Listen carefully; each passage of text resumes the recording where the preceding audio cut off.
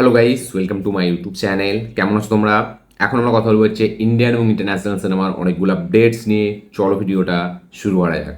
সব থেকে ফার্স্ট যেটা আপডেট সেটা হচ্ছে ওয়ার টু এবং কুলিকে নিয়ে। তো ওয়ার টু এবং কুলি দুটো সিনেমাই একই দিনে রিলিজ হবে 14ই আগস্ট। তো তাই নিয়ে বিশাল লেভেল একটা বড় ক্ল্যাশ আমরা দেখতে পেতে চলেছি। তো এই ক্ল্যাশের দিক থেকে কিন্তু ওয়ার টু বিশালভাবে এগিয়ে আছে। ওয়ার টু সিঙ্গেল স্ক্রিনও পুরোপুরি নিজেদের দখলে, মাল্টিপ্লেক্স ন্যাশনাল সেগুলোও পুরো নিজেদের দখলে 90%-এর মতো। আইম্যাক্স স্ক্রিন পুরো নিজেদের দখলে রেখেছে 100%। এবং ইয়াসরাজ এটাকে বিগেস্ট একটা রিলিজ দিতে চলেছে, ঠিক আছে? মানে ওয়াইআরএফের যত ফিল্ম রিলিজ হচ্ছে সব থেকে বেশি বিগেস্ট একটা রিলিজ পাচ্ছে হচ্ছে ওয়ার টু। 8,800 স্ক্রিনে টোটাল রিলিজ হচ্ছে ওয়ার টু, যেখানে ওভারসিসেই প্রায় 4,000 স্ক্রিনে রিলিজ হচ্ছে এবং আমাদের হিন্দিতে 5,000-এর মতো স্ক্রিনে রিলিজ হচ্ছে। 8,800 থেকে 9,000 স্ক্রিনে রিলিজ হতে চলেছে ওয়ার টু। যেদিকে আমাদের কুলি সিনেমাটি ওভারসিসে হচ্ছে স্ক্রিন শেয়ার করেছে 1,600, ওভারসিসে 1,600 স্ক্রিনে রিলিজ হচ্ছে এবং সব কিছু মিলিয়ে টোটাল স্ক্রিন পেয়েছে হচ্ছে আমাদের 5,500 স্ক্রিন। ইয়েস, কুলি সিনেমাটি ইন্ডিয়া এবং ওভারসিজ মিলিয়ে 5,500 স্ক্রিনে রিলিজ হবে।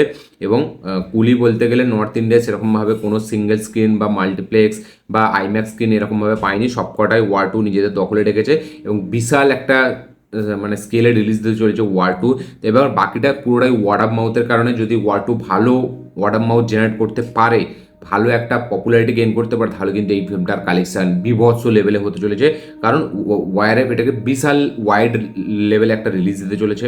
এবং এইদিকে কুলি, সেটা মানে সাউথে তো 400-500 কোটি টাকা এমনিই হয়ে যাবে, ঠিক আছে, যেহেতু রজনীকান্ত আছে। মানে 400% না হলে যদি ভালো একটু পজিটিভ ওয়ার্ড অফ মাউথও পাই একটু, তাহলে 200-300 কোটি টাকা হয়ে যাবে। এবার যদি হেভি একটা রেসপন্স পাই ব্যাপক, তাহলে হয়তো হিন্দিতেও পরে চলার কারণ আছে।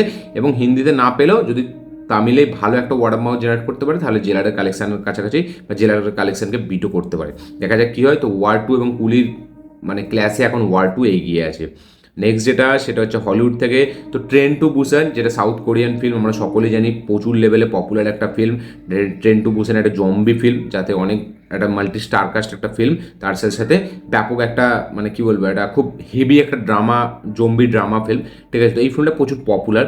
তো এখন কনজিউরিং আর অ্যাকুয়াম্যানের যে ডিরেক্টর মানে হচ্ছে জেমস ওয়ান, যে কনজিউরিংয়ের মতো সিনেমা বানিয়েছে, যে অ্যাকুয়াম্যানের মতো সিনেমা বানিয়েছে, তার যে ডিরেক্টর জেমস ওয়ান, সে এবার এই সিনেমাটার একটা স্পিন অফ বানাবে। ইয়েস, ট্রেন টু বুসানের একটা স্পিন অফ বানাতে চলেছে হলিউডের পপুলার ডিরেক্টর জেমস ওয়ান, যে কিনা আমেরিকার একটা ভার্সন বানাবে। এই হচ্ছে ট্রেন টু বুসানের, যেখানে আমরা দেখতে পাবো যেই সিনেমাটার টাইটেল লেখা হয়েছে last train two new York. Yes, last train two new York. এবং এটা কোনো মানে সিকুয়াল বা ট্রেন টু বুসানের কোনো রিমেক নয়, এটা একটা স্পিন অফ মুভি হবে, যেটা কিনা এই ট্রেন টু বুসান ইউনিভার্সে মানে থাকবে। এবং এর যে গল্পটা হতে চলেছে, যে মানে আমাদের এই যে ট্রেন টু বুসানের যে জম্বিগুলো, সেগুলো এখন আমেরিকাতে ছড়িয়ে পড়েছে এবং আমেরিকার কোনো এক শহর থেকে মানে নিউ ইয়র্কে যাওয়ার জার্নিটা আমরা এই ফিল্মের মধ্যে দেখতে পাবো। যেখানে মানে সিনেমার যে মেন যে কাস্ট যারা থাকবে, মেন যে ক্যারেক্টারগুলো, তারা নিউ ইয়র্কে তাদের যাওয়াটা মেন উদ্দেশ্য হবে। এবং এই নিউ ইয়র্কে যাওয়ার মধ্যেই যে জার্নিটা, সেটাই আমরা দেখতে পেতে চলেছি। এরকমই নাকি জেমস গান এখনো পর্যন্ত ভাবছে যে ট্রেন টু বুসানের ইউনিভার্সের মধ্যেই এই ফিল্মটা হবে, যে এটার নাম হতে চলেছে last train two new York. যেরকম আমরা ট্রেন টু বুসান দেখেছিলাম, এখানে last train two new York দেখবো। দেখা যাক তাহলে এই ফিল্মটা ট্রেন টু বুসানের মতো অতটা হেভি লেভেলের হয় নাকি, এটা দেখবার মতো বিষয় হবে। এর ডিরেক্টর হচ্ছে জেমস ওয়ান এবং এটা একটা স্পিন অফ মুভি হতে চলেছে। নেক্সট যেটা সেটাও হচ্ছে আবার হলিউড থেকেই। তো কিছুদিন আগে রিলিজ হওয়া সিনেমা জন উইকের ওয়ার্ল্ড থেকে, যেটার নাম হচ্ছে ব্যালেরিনা, যাতে অ্যানার দি আর্মস ছিল মেন লিড চরিত্রে এবং ক্যামিও চরিত্রে ছিল আমাদের এ আমাদের নামটা ভুলে যাচ্ছি, হ্যাঁ, আমাদের কিয়ানু রিভস, ঠিক আছে, যে জন উইক। তো সেই সিনেমাটি পজিটিভ রিভিউ পেলেও ভালোভাবে ব্যবসা করতে পারেনি। তো এই সিনেমাটি ফাইনাল এখন ওটিটিতে রিলিজ হবে খুব শিগগিরই। কালকে এই সিনেমাটি আজকে এই সিনেমাটি ওটিটিতে রিলিজ হতে চলেছে। ইয়েস, কোন প্ল্যাটফর্ম সেটা এখনো জানা যায়নি, বা ডিজিটালি রিলিজ হবে হচ্ছে আজকে। এই সিনেমাটি টোটাল মানে বক্স অফিস কালেকশন করেছে 105 মিলিয়ন, যার মধ্যে মুভিটার বাজেটই হচ্ছে 90 মিলিয়ন। তো খুব একটা হেভি রেসপন্স পায়নি, একটা ফ্লপ ফিল্ম এটাকে বলা যায়, বা কাইন্ড অফ একটা ডিজাস্টার টু ফ্লপ ফিল্ম এটাকে বলা যায়, ঠিক আছে? তো ব্যালেরিনা মুভিটা বক্স অফিসে কিছু কামাল করতে পারেনি, দেখা যাক ডিজিটাল রিলিজে অডিয়েন্সদের কীরকম আকর্ষণ করে। নেক্সট যেটা সেটা হচ্ছে আমাদের ওয়ার টুকে নিয়েই। তো ওয়ার টুয়েতে ঋত্বিক রোশন ভার্সেস জুনিয়র এনটিআর একটা ডান্স ফেস অফ থাকবে, আমরা সকলেই জানি, যেটা একটা গানের মাধ্যমে হতে চলেছে। তো এই গানটা কম্পোজ করেছে হচ্ছে প্রীতম, ঠিক আছে?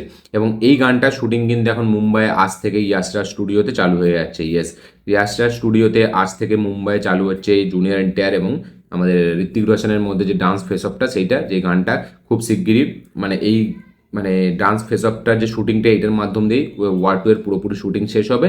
এবং আরও একটা আপডেট যে জুনিয়র এই ওয়ার টু এর ফার্স্ট যে গানটা যেটা মানে অরিজিৎ সিং গেয়েছে এবং মিউজিক ডিরেক্টর হচ্ছে প্রীতম সে কম্পোজ করেছে, এই গানটা নাকি জুলাইয়ের ফার্স্ট উইকে রিলিজ হতে চলেছে। ইয়েস, জুলাইয়ের ফার্স্ট উইকে রিলিজ হবে ওয়ার টু এর ফার্স্ট গান, এরকমই এখনো পর্যন্ত আপডেট। এবং এই যে ডান্স ফেস অফ যেটা এনটিআর এবং ঋত্বিক রোশনের মধ্যে, এটা শুটিং অলরেডি আজ থেকে ইয়াসরাজ স্টুডিওতে চালু হয়ে গেছে মুম্বাই।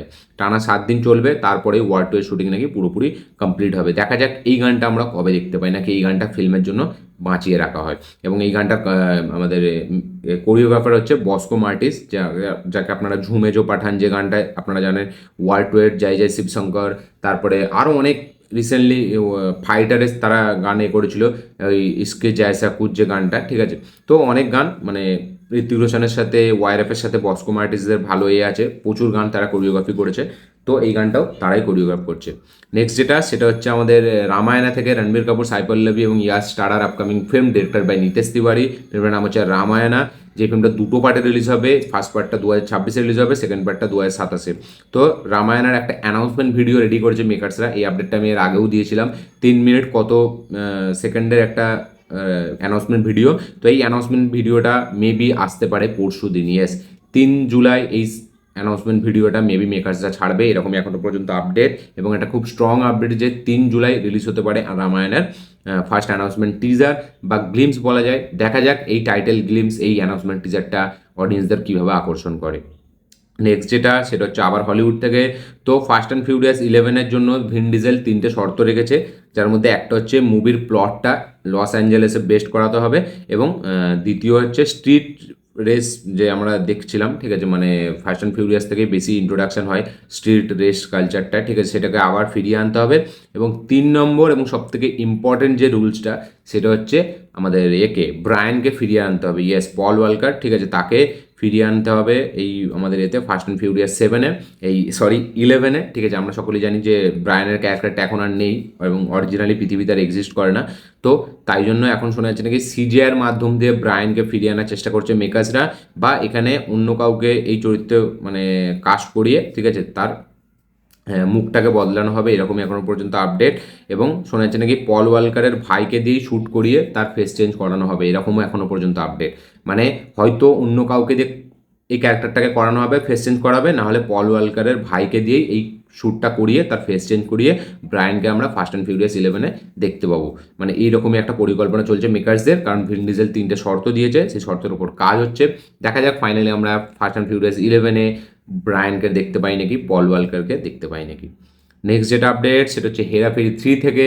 তো প্রচুর নাটকবাজি হওয়ার পর হেরাফেরি 3-তে কিন্তু আমরা আবার পরেশ রাওয়ালকে দেখতে পেতে চলেছি। ইয়েস, পরেশ রাওয়াল নিজে একটা ইন্টারভিউতে কনফার্ম করেছে যে পরেশ রাওয়াল হেরাফেরি 3-তে ফিরে এসছে, এবং সব কিছু মনোমালিন্য ঠিক হওয়ার পর এখন আমরা ফাইনালি এই ওজি জুটিটাকে দেখতে পাবো, ওজি কম্বোটাকে, ওজি ট্রিওটাকে দেখতে পাবো, পরেশ রাওয়াল, অক্ষয় কুমার এবং সুনীল শেট্টিকে। তো হেরাফেরি 3-তে পরেশ রাওয়াল কিন্তু ব্যাক করেছে। নেক্সট যেটা আপডেট সেটা হচ্ছে আমাদের নিয়ে, কালকি 2-কে নিয়ে। তো এর যে প্রডিউসার অশ্বিনী দত্ত, সে জানিয়েছে সেপ্টেম্বর থেকে কালকি 2 এর শুটিং চালু হবে, এবং পরের বছর 2027-এ নাকি রিলিজ দেওয়ার প্ল্যান করছে কালকি 2। এর প্রডিউসার অশ্বিনী দত্ত সে এটাই জানিয়েছে, সেপ্টেম্বর থেকে শুটিং চালু হবে, 2027-এর কোনো সময় রিলিজ হবে হচ্ছে কালকি 2। এরকম এখনো পর্যন্ত আপডেট, যদি আমার মনে হয় না এটা হবে বলে, কারণ সালার 2 হচ্ছে প্রভাসের, ঠিক আছে, তার সাথে সাথে সে এখন রাজা সাহেবের এতেও মানে হয়তো প্রমোশনেও তার ব্যস্ত থাকবে, আরও তার ফিল্ম আছে, ঠিক আছে, সেই সব ফিল্মগুলোও সে করবে। তো আমার তো মনে হয় না এখন হবে বলে, দেখা যাক সেটা পরবর্তীকালে কী হয়। নেক্সট যেটা সেটা আবার হলিউড থেকে। তো আবতার 3 এর রান টাইম হতে চলেছে আবতারের বাকি যে 2টো পার্ট এসছে তার থেকেও বেশি, তার থেকেও অনেকটাই বেশি, যেটা হচ্ছে কিনা 3 ঘন্টা 30 মিনিট। ইয়েস, এরকমই এখন পর্যন্ত রিউমার উঠে আসছে যে আবতার 3 এর ফিল্মের রান টাইম হতে চলেছে 3.5 ঘন্টার। আবতার ছিল 2 ঘন্টা 42 মিনিট, আবতার 2 ছিল 3 ঘন্টা 12 মিনিট, এবং আবতার 3 হচ্ছে 3 ঘন্টা 30 মিনিট। এরকমই এখনও পর্যন্ত আপডেট, এবং এই ফ্র্যাঞ্চাইজির সব থেকে বড় মুভি হতে চলেছে আবতার 3। দেখা যাক আবতার 3 কীরকম কী বক্স অফিস কালেকশন করে। নেক্সট যেটা আপডেট সেটাও হলিউড থেকেই। তো ক্রিস্টোফার নোলানের নেক্সট ফিল্ম, যেটার নাম হচ্ছে দ্য ওডিসি, সেই সিনেমাটির ফার্স্ট একটা পোস্টার ছাড়া হয়েছে, হয়েছে, যার মধ্যে মুভিটা রিলিজ ডেট এখানে রাখা হয়েছে, যেটা হচ্ছে 17 July 2026। Yes, next year July মাসে রিলিজ হবে হচ্ছে দ্য ওডিসি, নোলানের নেক্সট ফিল্ম, যেটা পুরোপুরি আইম্যাক্স ক্যামেরায় শ্যুট করা হবে এবং এই ফিল্মটা নিউডিটির কারণে নাকি এ রেটেড মুভি হতে চলেছে। ইয়েস, নিউডিটি থাকবে এই সিনেমাটিতে, তাই জন্য এ রেটেড মুভি হবে। পরের বছর 17 জুলাই এই ফিল্মটা রিলিজ হবে। নেক্সট যেটা আপডেট সেটাও আমাদের সাউথ থেকে কুলি সিনেমাটিকে নিয়ে। তো কুলি সিনেমাটির তেলেগুতে হিউজ একটা রাইটস বিক্রি করেছে। ইয়েস, 44 কোটিতে সেল হয়েছে রজনীকান্তের আপকামিং ফিল্ম, যার নাম হচ্ছে কুলি। থিয়েট্রিক্যাল রাইটস টোটাল 44 কোটি টাকায় তেলেগু স্টেটে রিলিজ হয়েছে, ঠিক আছে, যার মধ্যে হিট হতে গেলে তেলেগু থেকে 90 কোটি টাকার কাছাকাছি কালেকশন করতে হবে, গ্রস কালেকশন তুলতে হবে, তবে এই ফিল্মটা তেলেগুতে হিট হবে। 44 কোটিতে থিয়েট্রিক্যাল রাইটস বিক্রি হয়েছে তেলেগুর স্টেটে কুলি সিনেমাটির। নেক্সট যেটা আপডেট সেটা হচ্ছে আমাদের একে নিয়ে। এয়ার মুরুগাডাস এবং শিবা কার্তিকের আপকামিং সিনেমা, যার নাম হচ্ছে Madrasi, directed by air মুরুগাডাস। Actor হচ্ছে শিবা কার্তিকে এবং নায়িকা হচ্ছে রুক্মিণী বাসান। এই ফিল্মে মিউজিক দিয়েছে অনিরুদ্ধ, রকস্টার অনিরুদ্ধ। তো শোনা যাচ্ছে নাকি একটা মাস ডান্স নাম্বার আসতে চলেছে খুব শিগগিরই, মানে নেক্সট উইকে। ইয়েস, জুলাইয়ের সেকেন্ড উইকে নাকি রিলিজ হবে মাদ্রাসি সিনেমার ফার্স্ট গান, যেটা একটা পুরোপুরি ডান্স নাম্বার হতে চলেছে। অনিরুদ্ধের মিউজিক দিয়েছে, দেখা যাক এই ডান্স নাম্বারটা কীরকম হয়, অনিরুদ্ধ তার মিউজিকটা দিয়ে কীভাবে আবার অডিয়েন্সদেরকে কাঁপাতে চালু করে। নেক্সট যেটা আপডেট সেটা হচ্ছে ভেট্রিমারানকে নিয়ে। তো ভেট্রিমারানের নেক্সট সিনেমাটি হতে চলেছে এসটিআরের সাথে, এটা আমরা সকলেই জানি, ঠিক আছে। তো শোনা যাচ্ছে নাকি ভেট্রিমারান এই সিনেমাটি ভাড়া চেন্নাইয়ের ইউনিভার্সে বানাতে চলেছে। ইয়েস, এটা এখন অফিসিয়ালি কনফার্ম। ভেট্রিমারান নিজেই বলেছে যে ভাড়া চেন্নাইয়ের রাইটস ধানুষের কাছে আছে, বাট সে কিন্তু পুরোপুরি ফুল সাপোর্ট করেছে ভেট্রিমারানকে, এবং ভাড়া চেন্নাই ইউনিভার্সেই নাকি বেস্ট হতে চলেছে এই সিনেমাটি, এসটিআরের সাথে যে তার আপকামিং সিনেমাটি, যেটা এসটিআরের 49তম ফিল্ম বলা যাচ্ছে, ঠিক আছে। তো ভেট্রিমারান এবং এসটিআরের নেক্সট মুভি ভাড়া চেন্নাই, মানে 2 হবে না, ভাড়া চেন্নাই 2ও হবে না, ভাড়া চেন্নাইয়ের কোনো সিকুয়েলও হবে না, বাট ভাড়া চেন্নাই ইউনিভার্সের নাকি বেস্ট হতে চলেছে এই সিনেমাটি। তো দেখা এই ইউনিভার্সের পার্ট হচ্ছে এই আমাদের এসটিআরের নতুন সিনেমাটি, যেটা ডিরেক্ট করছে ভেট্রিমারান, এবং এতে কিন্তু আমাদের ধানুষ কিন্তু পুরোপুরি সাপোর্ট করছে। সে কোনো এনওসি মানে নো অবজেকশন সার্টিফিকেট দেয়নি, মানে দিতে রাজি হয়েছে, ঠিক আছে, কোনোভাবে তার অবজেকশন নেই এতে। তো দেখা যাক তাহলে ভাড়া চেন্নাই 2 আমরা হয়তো পরে দেখতে পাবো, বাট ভাড়া চেন্নাইয়ের ইউনিভার্সেরই একটা ফিল্ম ভেট্রিমারান বানাতে চলেছে। নেক্সট যেটা আপডেট সেটা হচ্ছে ব্যাটম্যান পার্ট 2কে নিয়ে। তো ব্যাটম্যান পার্ট 2 এর স্ক্রিপ্টিংয়ের কাজ পুরোপুরি শেষ, খুব শীঘ্রই কিন্তু মানে শুটিং চালু হবে, কারণ ব্যাটম্যান 2 এর একটা স্ক্রিপ্টিংয়ের পোস্ট দিয়েছে এর মেকার্সরা, এবং সাথে আমাদের যে রাইটার এবং ডিরেক্টর আছে। তো দেখা যাক, সরি অ্যাক্টার আছে আমাদের নামটা ভুলে যাচ্ছি আমি এই মুহূর্তে ভুলে যাচ্ছি নামটা, যাই হোক, রবার্ট প্যাটিনসন, ঠিক আছে। তো তার একটা পোস্ট দিয়ে জানিয়ে দিয়েছে যে স্ক্রিপ্টিংয়ের কাজ পুরোপুরি কমপ্লিট। নেক্সট যেটা সেটা হচ্ছে সূর্যার নেক্সট ফিল্ম, যেটার নাম হচ্ছে কারুপু, ঠিক আছে। এই সিনেমাটি ডিরেক্ট করেছে আরজে বালাজি, মিউজিক হিসাবে আছে সায়া ব্যাংকের এবং নায়িকা হিসাবে তৃষা কৃষ্ণন। এই ফিল্মটা রিলিজ হতে চলেছে শোনা যাচ্ছে নাকি 2025-এর দিওয়ালিতে। ইয়েস, দিওয়ালিতে রিলিজ করার প্ল্যান করছে সূর্যার নেক্সট সিনেমাটি, এবং এই সিনেমাটার ফার্স্ট যে গ্লিমস সেটা আসতে চলেছে 23 জুলাই, সূর্যার বার্থডের দিন। ইয়েস, 23 জুলাই, এই আপডেটটা আমি আগেও দিয়েছিলাম যে সূর্যার বার্থডের দিনই আসতে চলেছে সূর্যার নেক্সট ফিল্মের গ্লিমস। নেক্সট যেটা আপডেট সেটা হচ্ছে না, আর আপডেট নেই। এই ছিল টোটাল আপডেট, ইন্ডিয়ান আপডেট, তার পাশাপাশি ইন্টারন্যাশনাল আপডেট। এই আপডেটগুলো দেখে জেনে শুনে আপনাদের কী বক্তব্য, কী মতামত, কী রিয়াকশন অবশ্যই কমেন্টে লিখে জানাবেন। ভিডিওটা ভালো লাগে থাকলে লাইক শেয়ার কমেন্ট করে দেবেন, চ্যানেল তুললে চ্যানেলটিকে সাবস্ক্রাইব করবেন, বেল আইকন প্রেস করতে ভুলবেন না। দেখা হচ্ছে পরের ভিডিওতে, ততক্ষণের জন্য বাই।